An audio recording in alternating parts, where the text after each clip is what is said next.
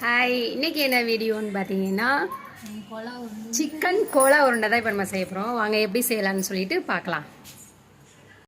சரிதா? எண்ணெய் ஊற்றிக்கிடுவோம். எண்ணெய் சூடாயிடுச்சு. இப்போ வந்து பொட்டு கடலையை போட்டுக்கிடுவோம். இவ்வளோ போட்டுக்கலாம். எண்ணெய் சூடா வாங்க. முந்திரி பருப்பு இல்லைன்னா நடக்கடலை, அதுக்கப்புறம் கருவேப்பிலை, பூண்டு, இஞ்சி, தேங்காய், சின்ன வெங்காயம் எல்லாத்தையும் போட்டு நல்லா வதக்க விடணும். நல்லா எல்லாமே வதங்கணும். லைட்டாக உப்பு போட்டுக்கிறோம் வெங்காயம் வதங்குறது.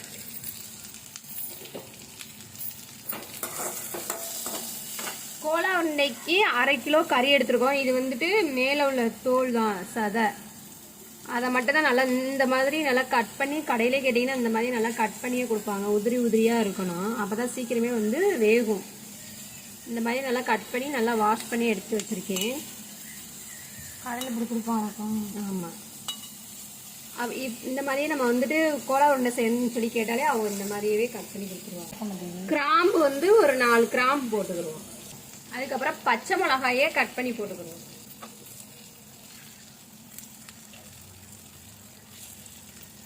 உங்கள் காரத்துக்கு இதை போல பச்சை மிளகா போடுவாங்க. கட் பண்ணி கத்தி வாங்கிட்டேன். எல்லாமே வந்து நல்லா வதங்கணும். வெங்காயம் எல்லாமே பச்சை வாசம் போகிற வரைக்கும் நல்லா வதங்கணும்.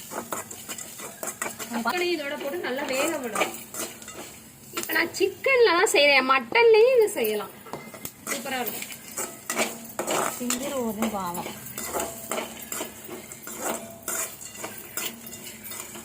ஒரு சேனலை வச்சுக்கிட்டு இப்போ சமைக்கிறது டார்ச்சர் பண்றேன்.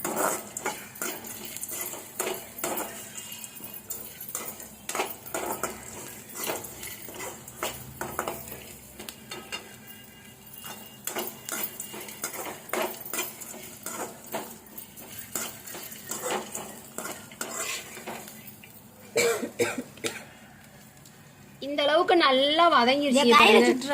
எல்லாமே வந்துட்டு நல்லா வதங்கிடுச்சு. இப்ப நம்ம வந்து சிக்கனை சேர்த்துக்கிறோம். கழுவி வச்ச சிக்கனை சேர்த்தாச்சு. இப்ப சிக்கன் நல்லா தண்ணி ஊத்தக்கூடாது. தண்ணி ஊத்தாம சிக்கன் வந்துட்டு நல்லா வதங்கணும். அந்த சூட்லயே வந்து இப்ப வந்து தேவையான அளவுக்கு உப்பு போட்டுக்கிறோம். இதை மூடி வைப்போம். மூடி போட்டு